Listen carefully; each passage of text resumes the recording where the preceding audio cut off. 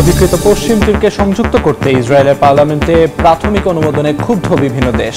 সব ধরনের সমর্থন হারাবে তেল আবিব, হুঁশিয়ারি ট্রাম্পের। যুক্তরাষ্ট্রের শাটডাউনে এবার সেনা সদস্যদের বেতন ভাতা বন্ধ। দেশ পরিচালনায় সহায়তা করছেন ধনকুবের মিত্ররা, দাবি ট্রাম্পের। 25 অঙ্গরাজ্যে খাদ্য কর্মসূচি স্থগিতের শঙ্কা। কানাডার শুল্ক বিরোধী বিজ্ঞাপন নিয়ে ক্ষুব্ধ যুক্তরাষ্ট্র, অটোয়ার সঙ্গে বাণিজ্য আলোচনা বাতিলের ঘোষণা। বৃহস্পতিবার দক্ষিণ কোরিয়ায় বৈঠকে বসছেন ট্রাম্প, শি।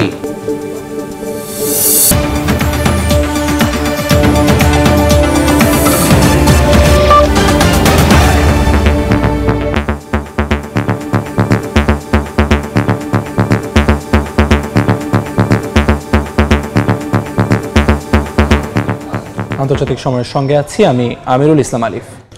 অধিকৃত পশ্চিম তীরকে সংযুক্ত করতে ইসরায়েলি পার্লামেন্টে একটি বিলে প্রাথমিক অনুমোদনে ক্ষুব্ধ প্রতিক্রিয়া দেখিয়েছে বিভিন্ন দেশ।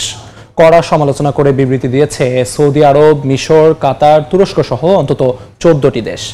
তেল আবিবের এ ধরনের কর্মকাণ্ডের তীব্র নিন্দা জানিয়েছে হামাস। ইসরায়েল এমন পদক্ষেপ নিলে তারা যুক্তরাষ্ট্রের সব ধরনের সমর্থন হারাবে বলে হুঁশিয়ারি দিয়েছেন মার্কিন প্রেসিডেন্ট ডোনাল্ড ট্রাম্প। স্থানীয় সময় বুধবার ইসরায়েলি পার্লামেন্ট নেসেটে অধিকৃত পশ্চিম তীরকে ইসরায়েলের সঙ্গে সংযুক্ত করা ও ইহুদি বসতি সম্প্রসারণ সংক্রান্ত দুটি বিলে প্রাথমিকভাবে অনুমোদন দেয়া হয়। 120 সদস্যের নেসেটে 25-24 ভোটে পাশ হয় বিলটি। আইন হিসেবে কার্যকর হওয়ার আগে মোট 4 ধাপের ভোটাভুটির প্রথম ধাপ ছিল এটি। নেসেটের এক বিবৃতিতে বলা হয়, পশ্চিম তীরের জুডিয়া ও সামারিয়া অঞ্চলে ইসরায়েল রাষ্ট্রের সার্বভৌমত্ব প্রয়োগ করার জন্য প্রাথমিকভাবে বিলটির অনুমোদন দেয়া হয়েছে, যা পররাষ্ট্র ও প্রতিরক্ষা কমিটিতে আরও আলোচনা করা হবে। তবে ইসরায়েল পশ্চিম তীর সংযুক্ত করার পথে হাঁটলে দেশটি যুক্তরাষ্ট্রের সমর্থন হারাবে বলে হুঁশিয়ারি দিয়েছেন মার্কিন প্রেসিডেন্ট ডোনাল্ড ট্রাম্প। টাইম ম্যাগাজিনে দেয়া এক সাক্ষাৎকারে একথা বলেন তিনি। এ সময় ইসরায়েল এমন কিছু করবে না বলেও আশা প্রকাশ করতে দেখা যায় তাকে। ইসরায়েলের পার্লামেন্টে পশ্চিম তীর সংযুক্তির বিষয়ে প্রতীকী ভোটের সমালোচনা করেছেন মার্কিন ভাইস প্রেসিডেন্ট জেডি ভ্যান্স। এটি ট্রাম্পের প্রশাসনের নীতিবিরোধী বলেও মন্তব্য করেন তিনি।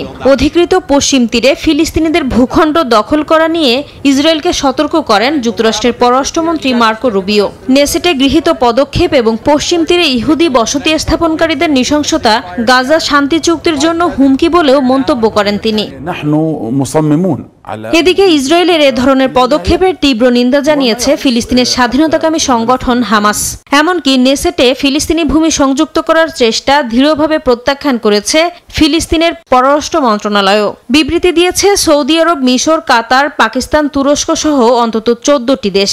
তেল আবিবের পশ্চিম তীর দখলের অপচেষ্টাকে আন্তর্জাতিক আইনের লঙ্ঘন বলেও কড়া সমালোচনা করেছে বিভিন্ন দেশ। নাসরিন রুমি, সময় সংবাদ।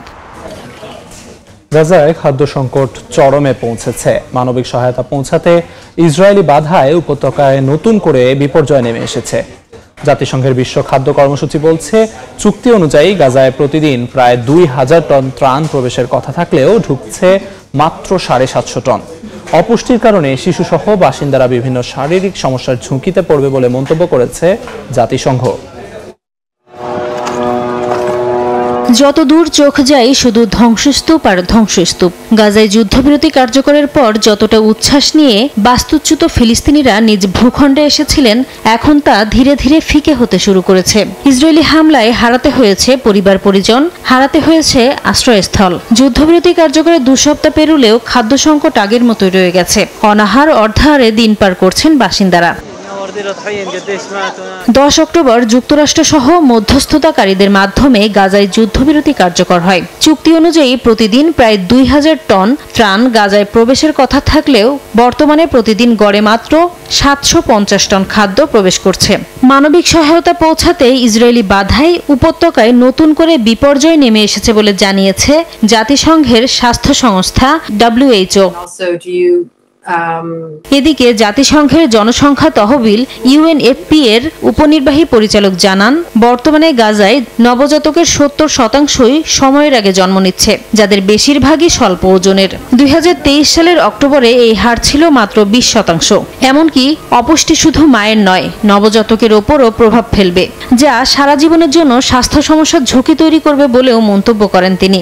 এমনকি যেসব শুকনো খাবার প্রবেশ করছে তাতেও বাসিন্দাদের প্রয়োজনীয় পুষ্টির চাহিদা মিটছে না বলেও জানান তিনি।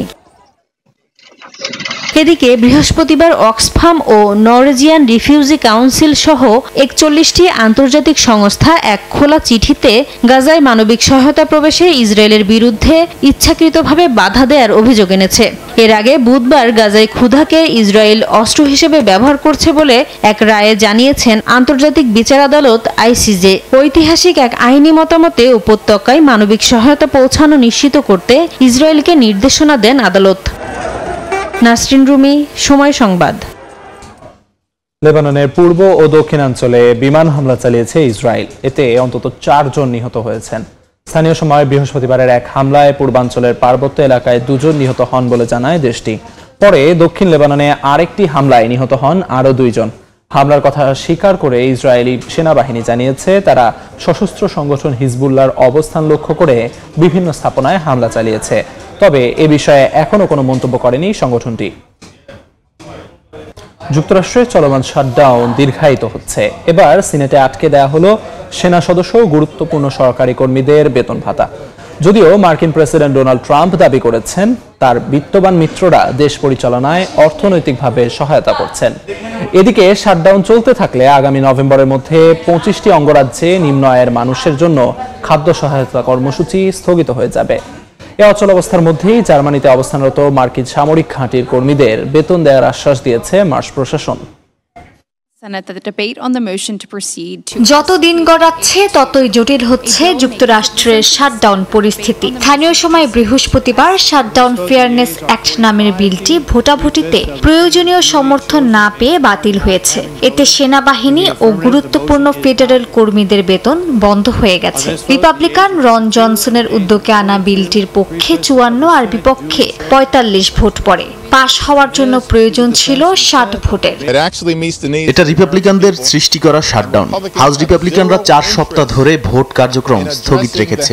সরকার ব্যবস্থা পুনরায় চালু করার বিষয়ে তাদের কোনো আগ্রহ নেই। এদিকে মার্কিন প্রেসিডেন্ট ডোনাল্ড ট্রাম্প দাবি করেছেন, ফেডারেল অর্থনৈতিক ঘাটতি মেটাতে এগিয়ে আসছেন দেশপ্রেমিক ধনকুবেররা। বলেন, সামরিক খাতের ঘাটতি মেটাতে একজন ব্যবসায়ী একাই $130 মিলিয়ন দিয়েছেন। আমার বন্ধু একজন দারুণ মানুষ। আমি তার নাম নেব না যতক্ষণ না তিনি অনুমতি দেন। আমাকে ফোন করে জানান তিনি যে কোনো ঘাটতি যা ডেমোক্রেট শাটডাউনের কারণে হয়েছে তা পূরণ করতে চান, কারণ আমার বন্ধু সেনাবাহিনীকে ভালোবাসেন, দেশকে ভালোবাসেন। এই অর্থায়ন কেবল অস্থায়ী সমাধান বলে উদ্বেগ প্রকাশ করেছে house speaker mic Johnson. Congress দ্রুত বাজেট পাশ না করলে সেনারা শিগগিরই বেতন সংকটে পড়তে পারেন বলে শঙ্কা জানিয়েছেন তিনি। এদিকে জার্মানিতে অবস্থানরত মার্কিন সেনাদের বেতন দেওয়ার উদ্যোগ নিয়েছে মার্চ প্রশাসন। জার্মান অর্থ মন্ত্রণালয় জানিয়েছে, সামরিক ঘাঁটিতে কর্মরত প্রায় 11,000 সেনার অক্টোবরের বেতন সময় মতো নিশ্চিত করতে সরকার বিশেষ ব্যয় অনুমোদন দিচ্ছে। পরে যুক্তরাষ্ট্র থেকে অর্থ ফেরত পাওয়া যাবে বলে আশা করা হচ্ছে। মার্কিন সরকারের অচল অবস্থার চতুর্থ সপ্তাহে ক্ষতিগ্রস্ত হতে যাচ্ছে লাখো দরিদ্র পরিবার। নভেম্বরের শুরু থেকেই অন্তত 25টি অঙ্গরাজ্যে বন্ধ হতে যাচ্ছে খাদ্য সহায়তা কর্মসূচি। ক্যালিফোর্নিয়া, আরকানসাস, হাওয়াই, ইন্ডিয়ানা, মিসিসিপি, নিউ জার্সি এর মধ্যে অন্যতম। এর মধ্যে আসন্ন ছুটির দিনগুলোকে কেন্দ্র করে বিমান চলাচলে বিপর্যয় দেখা দিতে পারে বলে শঙ্কা প্রকাশ করেছে হোয়াইট হাউস। মুখপাত্র ক্যারোলিন লেভিট জানিয়েছেন, চলমান শাটডাউনের মধ্যে প্রায় 13,000 এয়ার ট্রাফিক কন্ট্রোলার ও 50,000 TSA অফিসার বিনা বেতনে কাজ করছেন। আর এর পেছনে ডেমোক্রেটদেরই দায়ী করেছে হোয়াইট হাউস। মালিহা সুহরওয়ার্দী, সময় সংবাদ। ট্রাম্প প্রশাসনের অভিবাসী বিরোধী অভিযানের প্রতিবাদে উত্তাল যুক্তরাষ্ট্রের ক্যালিফোর্নিয়া অঙ্গরাজ্য। অ্যালামেডা, সান ফ্রান্সিসকো ও ওকল্যান্ডে ইমিগ্রেশন অ্যান্ড কাস্টমস এনফোর্সমেন্ট সংস্থার বিরুদ্ধে বিক্ষোভ করেছেন হাজারো মানুষ। এদিকে মার্কিন প্রেসিডেন্ট ডোনাল্ড ট্রাম্প সান ফ্রান্সিসকোতে ফেডারেল এজেন্ট মোতায়েন করবেন না বলে নিশ্চিত করেছেন শহরটির মেয়র ড্যানিয়েল লুরি। স্থানীয় সময় বৃহস্পতিবার যুক্তরাষ্ট্রের ক্যালিফোর্নিয়া অঙ্গরাজ্যের অ্যালামেডার কোস্টগার্ড আইল্যান্ড ঘাঁটির প্রবেশপথে জড়ো হন শতাধিক বিক্ষোভকারী। ফেডারেল ইমিগ্রেশন বাহিনীর বিরুদ্ধে বিক্ষোভ করেন আন্দোলনকারীরা। পরিস্থিতি সামলাতে মোতায়েন করা হয় শত শত পুলিশ। আন্দোলনরতদের ছত্রভঙ্গ করতে টিয়ার গ্যাস নিক্ষেপ করে পুলিশ। এদিকে সান ফ্রান্সিসকোর রাজপথে বিক্ষোভের পাশাপাশি সিটি হলে হয় বড় সমাবেশ। যোগ দেয় নাগরিক সংগঠন, শ্রমিক ইউনিট ও অভিবাসী অধিকার কর্মীরা। বিক্ষোভে ফেডারেল বাহিনীর অভিবাসী বিরোধী অভিযান বন্ধের দাবি তোলে আন্দোলনকারীরা। শহরের সুপারভাইজার হ্যামেন ওয়ালটন বলেন, বারবার কথা বদলায় মার্কিন প্রশাসন। সান ফ্রান্সিসকোর পাশাপাশি ওকল্যান্ড শহরেও ইমিগ্রেশন অ্যান্ড কাস্টমস এনফোর্সমেন্টের বিরুদ্ধে বিক্ষোভে নামে নাগরিকরা। এর আগে স্থানীয় সময় বৃহস্পতিবার মার্কিন প্রেসিডেন্ট ডোনাল্ড ট্রাম্প সান ফ্রান্সিসকোতে ফেডারেল এজেন্ট মোতায়েন করবেন না বলে নিশ্চিত করেন শহরটির মেয়র ড্যানিয়েল লুরি। সামাজিক মাধ্যমে এক পোস্টে তিনি এই কথা বলেন। সান ফ্রান্সিসকোর মেয়র আরও জানান, বুধবার রাতে ট্রাম্প তাকে ফোন করে জানিয়েছেন ফেডারেল এজেন্ট মোতায়েনের যে কোনো পরিকল্পনা তিনি বাতিল করেছেন। অর্জিতা শাহজিন, সময় সংবাদ। ভারতের অন্ধ্রপ্রদেশে ভয়াবহ সড়ক দুর্ঘটনায় অন্তত 20 জন নিহত হয়েছেন, আহত হয়েছেন আরও 15 জন। পুলিশ জানায়, মোটরসাইকেলের সঙ্গে সংঘর্ষের পর আগুন ধরে যায় যাত্রীবাহী বাসে। মুহূর্তেই পুড়ে যায় শীতাতপ নিয়ন্ত্রিত বাসটি। এ ঘটনায় শোক প্রকাশ করেছেন রাষ্ট্রপতি দ্রৌপদী মুর্মু ও রাজ্য মুখ্যমন্ত্রী চন্দ্রবাবু নাইডু। স্থানীয় সময় শুক্রবার ভোরে ভারতের অন্ধ্রপ্রদেশে ভয়াবহ দুর্ঘটনার কবলে পড়ে একটি যাত্রীবাহী বাস। এই ঘটনায় হতাহত হন অনেকে। পুলিশ জানায়, হায়দ্রাবাদ থেকে বেঙ্গালুরুগামী শীতাতপ নিয়ন্ত্রিত বাস একটি মোটরসাইকেলের সঙ্গে ধাক্কা লাগে। মুহূর্তেই আগুন ধরে যায় পুরো বাসে। দুর্ঘটনার পরপরই ঘটনাস্থলে পৌঁছায় দমকল কর্মীরা। স্থানীয় বাসিন্দারাও আগুনে দগ্ধদের উদ্ধারে এগিয়ে আসেন। আহতদের কুর্নুল সরকারি হাসপাতালে ভর্তি করা হয়েছে বলে জানায় সংশ্লিষ্ট কর্তৃপক্ষ। কুর্নুল জেলা প্রশাসন জানায়, বেশ কয়েকজনকে জীবিত উদ্ধার করা হয়েছে। মৃতদের মধ্যে কয়েকজনের পরিচয় নিশ্চিত করা গেছে। বাকিদের শনাক্তে ফরেনসিক দল কাজ করছে। বাসটিতে মোট 44 জন যাত্রী ছিলেন। পুলিশের ধারণা, বাস চালকের গাফিলতি ও জ্বালানি লিকেজ থেকেই দুর্ঘটনার সূত্রপাত। এই ঘটনায় গভীর শোক প্রকাশ করেছেন ভারতের রাষ্ট্রপতি দ্রৌপদী মুর্মু। অন্ধ্রপ্রদেশ রাজ্যের মুখ্যমন্ত্রী এন চন্দ্রবাবু নাইডু আহতদের সর্বোত্তম চিকিৎসা নিশ্চিত করার আহ্বান জানান মুখ্যমন্ত্রী। একই সঙ্গে হতাহতদের পরিবারকে আর্থিক সহায়তার ঘোষণাও দেন তিনি। অর্জিতা শাহজিন, সময় সংবাদ। কানাডার শুল্ক বিরোধী বিজ্ঞাপন প্রচার নিয়ে ক্ষুব্ধ হয়ে দেশটির সঙ্গে সব ধরনের বাণিজ্যিক আলোচনা বাতিলের ঘোষণা দিয়েছে যুক্তরাষ্ট্র। বৃহস্পতিবার নিজ সামাজিক যোগাযোগ মাধ্যম ট্রুথ সোশ্যালে এক পোস্টে এ ঘোষণা দেন মার্কিন প্রেসিডেন্ট ডোনাল্ড ট্রাম্প। দেশটির সাবেক প্রেসিডেন্ট রোনাল্ড রিগানকে বিজ্ঞাপনের নেতিবাচকভাবে উপস্থাপন করায় এমন সিদ্ধান্ত নেন তিনি। এছাড়া এ বিষয়ে আইনগত ব্যবস্থা নেওয়ার হুঁশিয়ারি দিয়েছে রিগান ফাউন্ডেশন। আবারও উত্তেজনা দেখা দিয়েছে ওয়াশিংটন অটোয়া বাণিজ্য সম্পর্কে। কানাডার সঙ্গে চলমান সব বাণিজ্য আলোচনা বাতিলের ঘোষণা দিয়েছেন যুক্তরাষ্ট্রের প্রেসিডেন্ট ডোনাল্ড ট্রাম্প। বৃহস্পতিবার নিজ সামাজিক যোগাযোগ মাধ্যম ট্রুথ সোশ্যালে এক পোস্টে এই ঘোষণা দেন তিনি। বলেন, জঘন্য আচরণের কারণে কানাডার সঙ্গে সব বাণিজ্য আলোচনা এখানেই সমাপ্ত ঘোষণা করা হলো। কানাডার শুল্ক বিরোধী বিজ্ঞাপন প্রচার নিয়ে ক্ষুব্ধ হওয়ার পর এই সিদ্ধান্ত নেয় ট্রাম্প। বিজ্ঞাপনটিতে সাবেক মার্কিন প্রেসিডেন্ট ডোনাল্ড রিগানকে শুল্ক আরোপের সমালোচনা করতে দেখা যায়, যা ট্রাম্পের মতে প্রতারণামূলক প্রচারণা। এদিকে রিগান ফাউন্ডেশন এক্সে জানায়, বিজ্ঞাপনটিতে 1987 সালে দেয়া প্রেসিডেন্ট রিগানের আসল ভাষণকে বিকৃত করে অনুমতি ছাড়াই ব্যবহার করেছে। আইনগত ব্যবস্থা নেয়ার বিষয়টি বিবেচনা করা হচ্ছে বলেও জানায় ফাউন্ডেশনটি। অন্যদিকে অন্টারিওর প্রিমিয়ার ডগ ফোর্ড বিজ্ঞাপনটির পক্ষে বলেন, যুক্তরাষ্ট্রের শুল্ক নীতির বিরুদ্ধে তাদের অবস্থান জানাতে সব ধরনের সম্ভাব্য উপায় ব্যবহার করা হবে। অন্তরা সেন, সময় সংবাদ। চীনের প্রেসিডেন্ট শি জিনপিং এর সঙ্গে আগামী বৃহস্পতিবার সাক্ষাৎ করবেন মার্কিন প্রেসিডেন্ট ডোনাল্ড ট্রাম্প। স্থানীয় সময় বৃহস্পতিবার এক সংবাদ সম্মেলনে একথা জানিয়েছেন হোয়াইট হাউসের প্রেস সেক্রেটারি ক্যারোলিন লিভিট। বলেন, ট্রাম্প শুক্রবার রাতে মালয়েশিয়ার উদ্দেশ্যে যাত্রা করবেন। এরপর দক্ষিণ কোরিয়াতে যাবেন তিনি।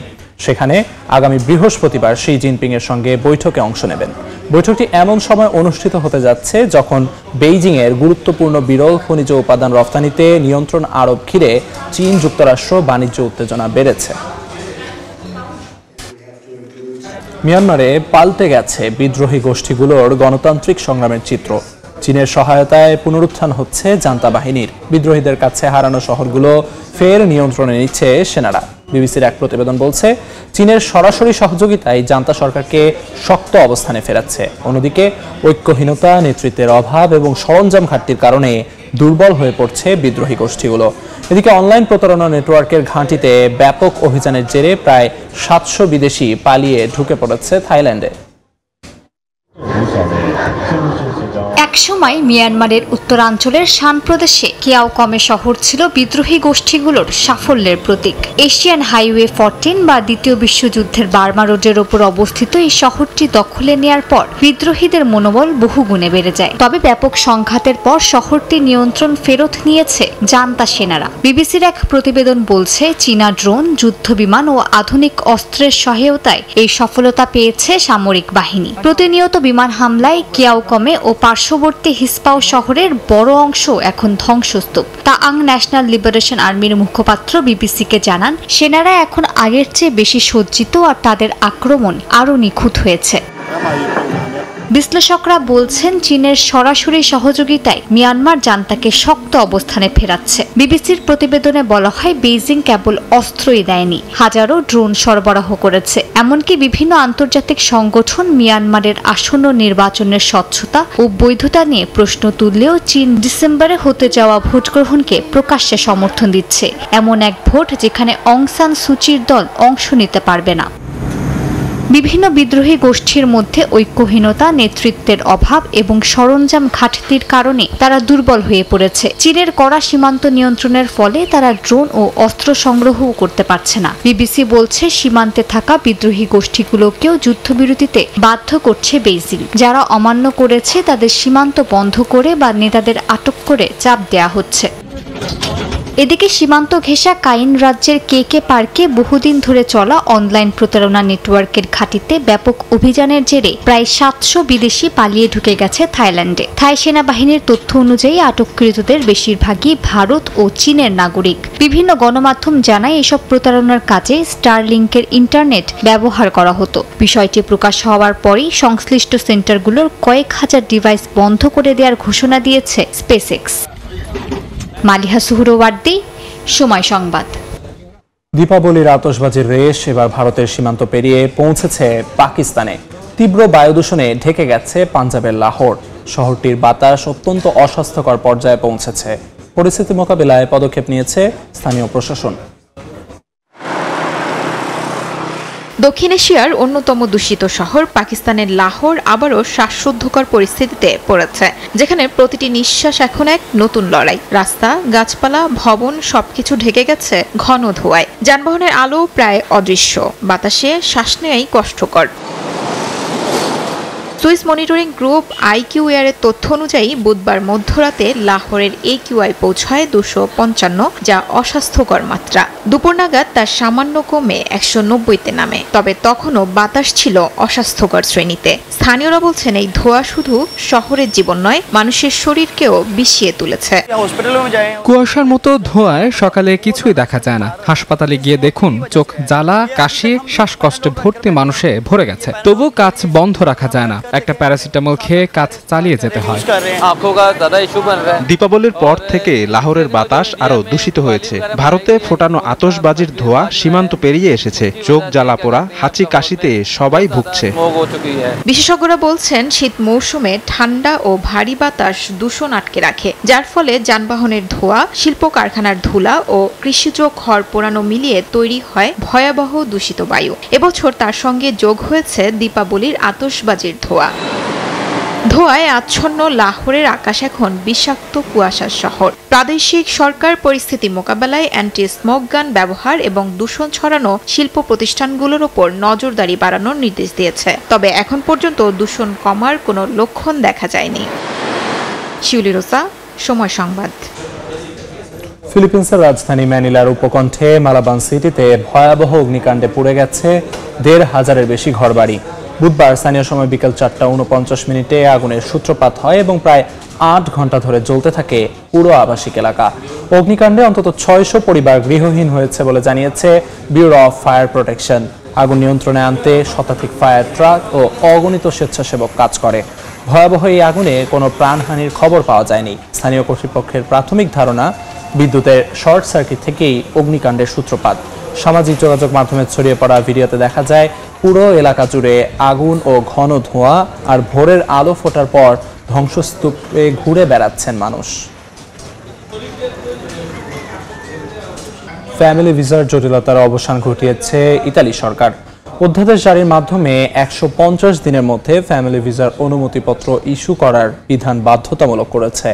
এছাড়া ইতালিতে আসা কোনো প্রবাসী প্রতারণার শিকার হয়েছে মর্মে প্রমাণ সাপেক্ষে পেতে পারেন 1 বছরের অবস্থানের অনুমতি। সরকারের এই সিদ্ধান্তকে স্বাগত জানিয়েছেন ইমিগ্রেশন বিশেষজ্ঞরা। ইতালি থেকে হাসান মাহমুদের তথ্যচিত্র রিপোর্ট। ইতালিতে ফ্যামিলি ভিসার আবেদনপত্র দিনের পর দিন অকারণে আটকে রাখার অভিযোগ দীর্ঘদিনের। ইতালি প্রবাসী বাংলাদেশিরা এ কারণে সময়মতো তাদের পরিবার আনতে ব্যর্থ হচ্ছেন। বিষয়টি নিয়ে নানা ধরনের সমালোচনার পর এবার ইতালি সরকারের নজর পড়েছে। অভিযোগের প্রেক্ষিতে বর্তমান সরকার একটি অধ্যাদেশের মাধ্যমে ফ্যামিলি ভিসার অনুমতিপত্র 150 দিনের মধ্যে ইস্যু করার বিধান বাধ্যতামূলক করেছে। এছাড়া ইতালিতে বৈধভাবে এসে প্রতারণার শিকার হয়েছেন প্রমাণ করতে সক্ষম হলে অভিবাসীরা 1 বছর অবস্থানের অনুমতি পেতে পারেন। একই সুবিধা পাবেন স্পন্সর ভিসায় আসা প্রবাসীরা। ইতালি সরকারের এই সিদ্ধান্তকে ইতিবাচক হিসেবে দেখছেন প্রবাসী বাংলাদেশিরা। স্বাগত জানিয়েছেন ইমিগ্রেশন বিশেষজ্ঞরাও। আমরা মনে করি ফ্যামিলি ভিসা নিয়ে যারা দীর্ঘদিন অপেক্ষা করছিলেন বছর পর বছর, তাদের জন্য অবশ্যই একটি সুসংবাদ। ভুক্তভোগী শ্রমিকদের রয়েছে মুক্তির উপায়, অর্থাৎ তারা যদি প্রমাণ করতে পারেন যে তারা প্রতারিত হয়েছেন, তাহলে তাদের অন্তত 1 বছরের স্টে পারমিশন দেওয়ার বিধান রয়েছে। এতে করে অবশ্যই যে সমস্ত বাংলাদেশিরা অনেক দিন থেকে অপেক্ষমান ছিলেন এবং তাদের যে প্রত্যাশা সেটি প্রাপ্তির মুখ দেখবে। ইতোমধ্যে বিপুল সংখ্যক বাংলাদেশি বৈধ ভিসায় ইতালিতে এসে অবৈধভাবে থেকে গেছেন। তাদের মধ্যে প্রমাণ সাপেক্ষে সর্বোচ্চ 1 বছরের বৈধতার অনুমতিপত্র দেবে দেশটির সরকার। নাসরিন রুমি, সময় সংবাদ। সৌদি আরবের রিয়াদে শুরু হয়েছে সৌদি আন্তর্জাতিক ফ্যালকন অ্যান্ড হান্টিং এক্সিবিশন। বিশ্বের নানা প্রান্ত থেকে শীর্ষ বাজ পাখি প্রজননকারী ও ক্রেতারা এই আয়োজনে যোগ দিয়েছেন। প্রাচীন এই শিকার ঐতিহ্য ধরে রাখতে শুরু হয়েছে কোটি রিয়ালের নিলাম। আরবদের কাছে ইতিহাস, ঐতিহ্য আর সংস্কৃতির গুরুত্বপূর্ণ অংশ বাজ পাখি। একসময় শিকার আর খাদ্যের যোগানে অপরিহার্য সঙ্গী ছিল এই পাখি। দ্রুতগতির জন্য বাজ পাখিকে প্রকৃতির যুদ্ধ বিমানও বলা হয়ে থাকে। এবার মরুভূমির দেশ সৌদি আরবে শুরু হলো বাজ পাখির প্রদর্শনী। সৌদি আন্তর্জাতিক ফ্যালকন অ্যান্ড হান্টিং এক্সিবিশন নামের এই অনুষ্ঠানে বিশ্বের নানা প্রান্তের বাজ প্রজননকারী এবং ক্রেতারা জড়ো হয়েছেন।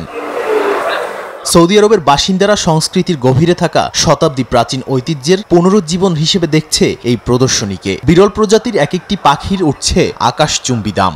রং, গঠন আর আকৃতি ভেদে নির্ধারিত হচ্ছে মূল্য। সরকারের সহায়তায় এই প্রদর্শনীর আয়োজন করেছে সৌদি ফ্যালকনস ক্লাব। ক্লাবের প্রধান নির্বাহী কর্মকর্তা জানান, ঐতিহ্যকে টিকিয়ে রাখতেই তাদের এই অভিনব কৌশল অবলম্বন। আমাদের ক্লাব এখন বাজ পাখির পুরো ইকোসিস্টেমকে সুশাসনের আওতায় আনছে। প্রতিযোগী, স্বাস্থ্যসেবা, এমনকি প্রজনন ও বাণিজ্যের বিষয়টি আমরা নিয়ন্ত্রণ করছি। আন্তর্জাতিক নিলাম প্ল্যাটফর্মে ব্রিটেন, ফ্রান্স সহ বিশ্বের শীর্ষ প্রজনন কেন্দ্রগুলো অংশ নিচ্ছে। পরিবেশ রক্ষার্থেও কাজ করছে ক্লাবটি। 700-র বেশি বাজ পাখির আবাসন কেন্দ্র পুনরুদ্ধারের উদ্যোগ নেওয়া হচ্ছে হামাদ প্রোগ্রামের মাধ্যমে। এছাড়া বছরে 120 দিনের বেশি প্রতিযোগিতা, প্রজনন ও নিলামের আয়োজন করছে তারা। সবকিছুই মরুভূমির রাজ পাখির ইতিহাস, ঐতিহ্য আর সংস্কৃতি টিকিয়ে রাখার তাগিদে। নাদিম মারজান, সময় সংবাদ। ধাতব অংশ আর পুরানো গাড়ির যন্ত্রাংশ দিয়ে দৃষ্টিনন্দন শিল্পকর্ম তৈরি করছেন ইরাকের এক সাধারণ মেকানিক। ইঞ্জিনের অংশ কিংবা বাতিল যন্ত্র দিয়ে নিজের ওয়ার্কশপেই তৈরি করছেন নানা ভাস্কর্য। শখের বশে শুরু করা এই শিল্পকর্ম এখন পরিবেশ সচেতনতা বাড়াচ্ছে। ইরাকের নাজাফের এক ব্যস্ত ওয়ার্কশপে পুরনো গাড়ির engine, gear, tyre, gas cylinder আর মরিচা ধরা ধাতব টুকরো পাচ্ছে নতুন রূপ। বাতিল যন্ত্রাংশ থেকে গিটার, মাছ, কুকুর, হরিণ সবই রঙিন ভাস্কর্যে পরিণত করছেন সাধারণ মেকানিক হুসাইন দাউদ। প্রথমে এটি নিছক শখ ছিল বলে জানান হুসাইন, কিন্তু ধীরে ধীরে বুঝতে পারেন এটা কেবল শিল্প নয় বরং স্ক্র্যাপ আর্ট, যা পরিবেশকে রক্ষা করার এক গুরুত্বপূর্ণ বার্তা বহন করে। শুরুতে এটা আমার শখ ছিল, পরে বুঝি এটা আসলে এক ধরনের শিল্প যা পরিবেশকে রক্ষা করতে ধাতব বর্জ্য ও ব্যবহৃত টায়ারকে নতুন আকারে ফিরিয়ে আনে। এখন অনেকেই আমার কাজ পছন্দ করে, ফলে এটা আমার ব্যবসাও পরিণত হয়েছে। হুসাইনের ওয়ার্কশপে প্রতিটি ভাস্কর্যের অংশ বাছাই করা হয় যত্ন সহকারে। ইঞ্জিনের অংশ, গিয়ার কিংবা স্ক্র্যাপ মেটাল সবই যেন পায় নতুন জীবন। ওরা যখন পুরনো যন্ত্রাংশ বদলে ফেলে আমি সেগুলো নিয়ে আসি। ইঞ্জিনের ভেতরে কিছু অংশ খুব সুন্দর হয়, যেগুলো আমার ভাস্কর্যে বিশেষ সৌন্দর্য যোগ করে। তার তৈরি শিল্পকর্মের একটি এখন শোভা পাচ্ছে ইরাকের আল কাদিসিয়া প্রদেশের একটি তেল বিতরণ কোম্পানির সামনে, যেখানে একটি মুষ্টিবদ্ধ হাতের মাঝে রয়েছে একটি রেঞ্জ, যা শক্তি ও পরিশ্রমের প্রতীক। আমরা অনেক ডিজাইন ভেবে শেষ পর্যন্ত মুষ্টি আর রেঞ্জ বেছে নেই। শক্তি ও শ্রম এই দুটি প্রতীক একত্র করেছি। হোসেন দাউদের কাজ আমাদের অনুপ্রাণিত করেছে এবং তার শিল্প এখন আমাদের গর্ব।